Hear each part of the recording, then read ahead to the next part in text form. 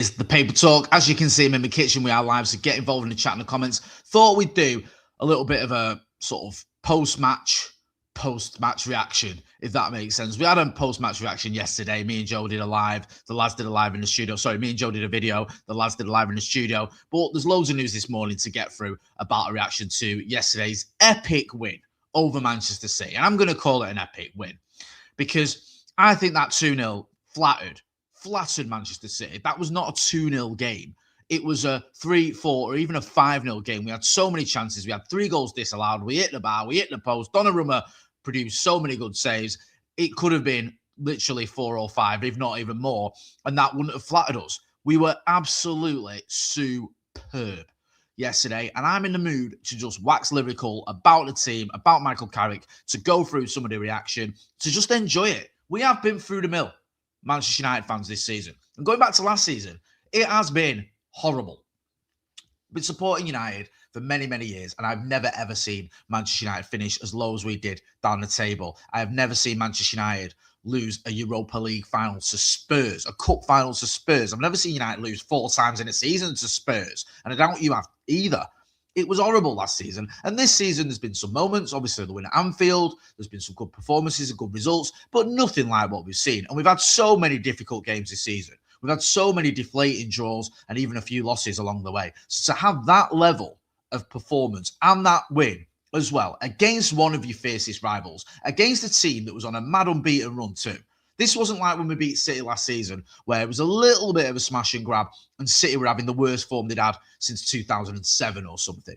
This was a City team that were pretty much flying, and we absolutely battered them. We really did. It was so good to watch. The atmosphere in Old Trafford was amazing as well.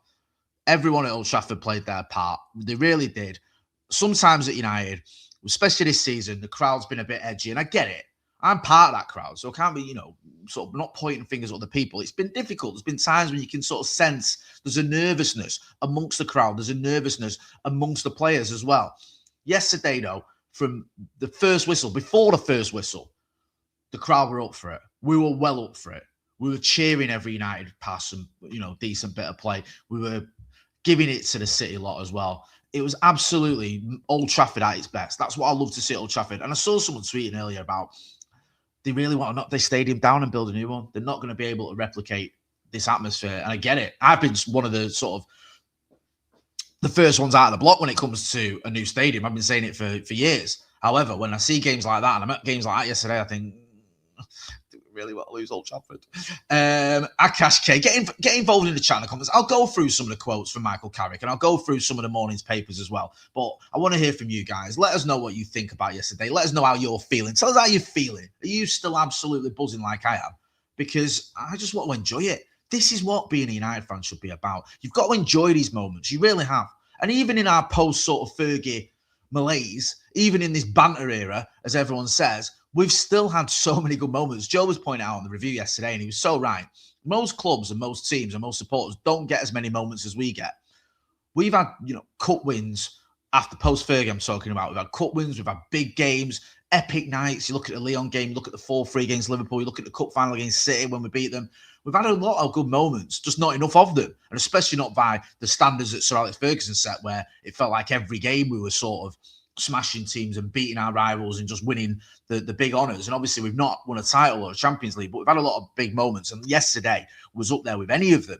That was genuinely one of the best performances I've seen from the Manchester United side in years.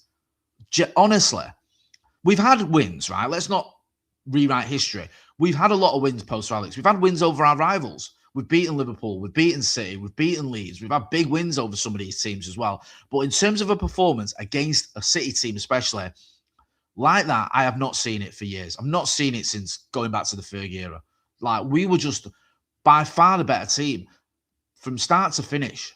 And we created so many chances. It was so enjoyable. It really was. And that's the kind of thing that this team is capable of. These players are capable of. I said it after the Leeds game. I'm watching the Leeds game, and we were missing a lot of players there. And when you're looking at players on the ball, you go, technically, these players are very good.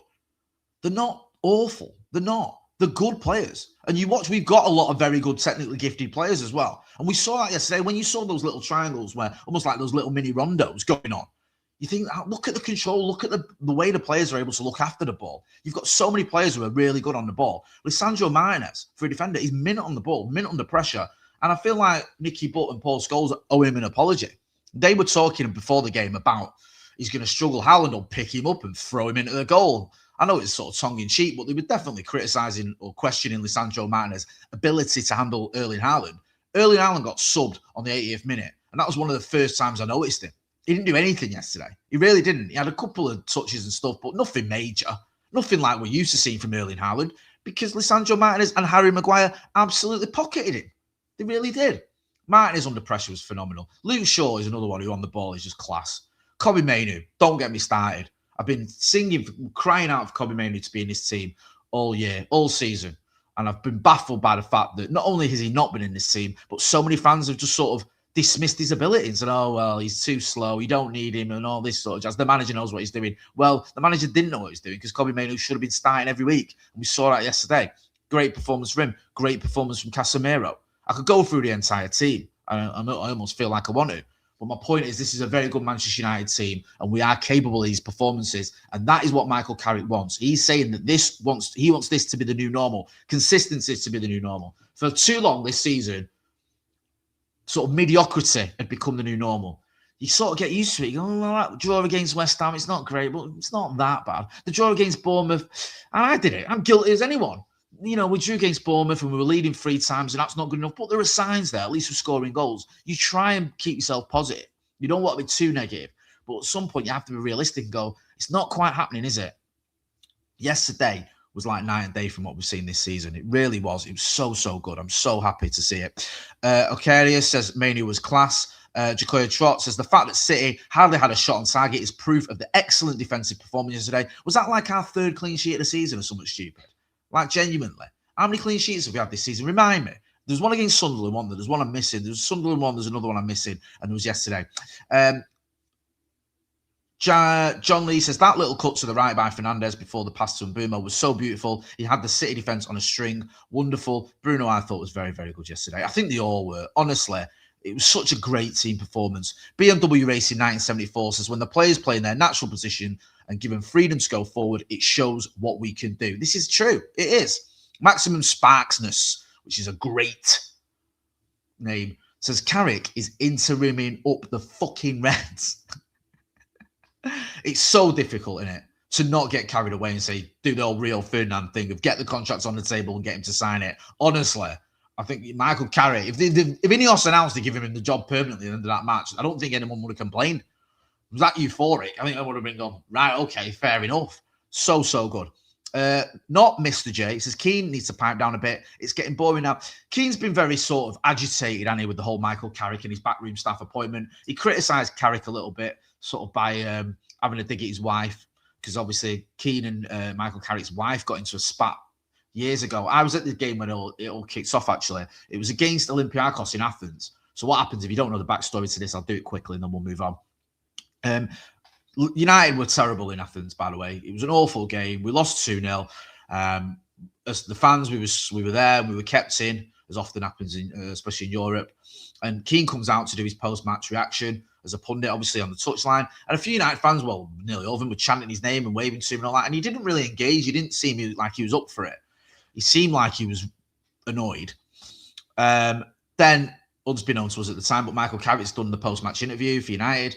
Said a few things. He's a little bit deflated. Obviously, he's not only going to be stood there going, this was amazing. We've just lost 2-0 to Olympiacos. How wonderful are we? This is up there with any performance we've had in Europe. So he was a bit flat, as Roy Keane called him. Roy Keane then comments on the match and that interview and talks about that interview and criticises Michael Carrick.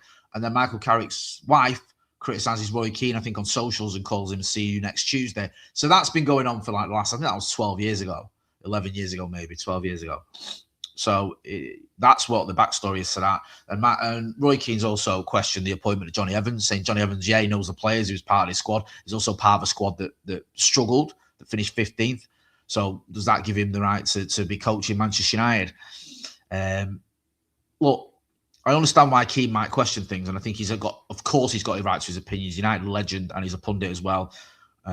So you'd want to hear what he's got to say. I do feel there is a little bit of bitterness from Roy Keane, though. And I think there's a bitterness towards almost everything associated with Sir Alex Ferguson because of the way things gone down. He was very critical of Darren Fletcher when Darren Fletcher said he rang Sir Alex Ferguson. He was very critical of Ferguson still being around the club like a bad smell, I think is how he termed it. And he's obviously got a bit of history with Michael Carrick, or Michael Carrick's wife, if that's even the right way to put it. So I do wonder if that spills over a little bit with Roy Keane's commentary.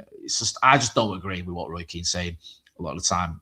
I do sometimes, but I think Michael Carrick made sense to me. The whole saga that's gone on leading up to Michael Carrick's appointment didn't make sense, but Michael Carrick coming into the end of the season made sense. Blade X says 930 people in the chat. Hit the like button. Yes, please do. Jacoya Trot, Paddy Dorgu putting an impressive shift. Hopefully he can keep the consistency. I agree. Paddy Dorgu, or Ballon Dorgu, as Akash K says. I love that nickname. Okaria says he should apologise, so should Scholesy. Again, you're right. You're entitled. These are club legends. They're entitled to their opinion. They're entitled to question things. They're entitled to have a demand for high standards. I just don't agree with some of the comments they were making. The Lisandro Martinez one about Erling Haaland wasn't born from any facts or evidence. Lisandro Martinez has had many good games against Erling Haaland. I think in the 6 games leading up to this one that he played against Haaland, only one of those games Haaland had scored. So it's not like Martinez consistently struggles against him. He doesn't. And I think sometimes you might need someone on that podcast, I think is it Paddy McGuinness who presents with him, to push back a little bit. I don't know if he did. I've not watched the full thing. I've just seen clips, so forgive me if I'm getting it all wrong, and he did. But to push back, oh, hang on a minute. The guy's played against him 6 times, and he's only scored 5. He's not scored in 5 of those times. Is he not doing well? I don't know. Let me know what you think. Get involved. Let me know. I want to hear your opinion. I just want to get into some of what Michael Carrick said. Michael Carrick praised Manchester United's fantastic display. This is from The Guardian. I could have got it from anywhere. Carrick revelled in his first match back in charge as goals from Mbeumo and Dorgu caps an impressive performance. Carrick said the boys were fantastic in so many ways, and to manage it emotionally with the information we've given them and pulling it together, it was pretty good. That's the challenge ultimately. It needs to be a version of normal. I love this. Certainly, we're not going to have games with the emotion and the feeling of everything that today brought. We all understand that, but there's definitely a level of standards and expectation we need to live up to from ourselves as much as anyone on the outside. I get that. We want to be consistent. He goes on to say consistency is the key to any success. And if you can find that, then you're onto a winner. That's our challenge. We've got to find a way of doing that. Big one next week, Arsenal away. Tough one, another tough one. But on the back of today, we've got a good foundation to build on. I said when Michael Carrick was appointed, I just like the way he carries himself. I like the way he looks. I know that's not, is the most sort of insightful opinion on Michael Carrick's man. He just looks right as a Manchester United manager, and he certainly says the right things, and he's getting the right results so far. That's his 4th game in charge, if you want to count his early stint, and he's won 3 of them. The only time he didn't win was away at Chelsea when we drew. So he certainly knows how to do the job, doesn't he? He's certainly proving that so far. He's giving Ineos something to think about. I know it's early doors, but he is. Let's not pretend he isn't. There was a piece by Sam Wallace in the Telegraph yesterday that said it would take something exceptional for Michael Carrick to get the job permanently. Well, if we keep playing like we did yesterday, that will be exceptional, and there will be a big clamour from the United fan base for Michael Carrick to be given the job permanently.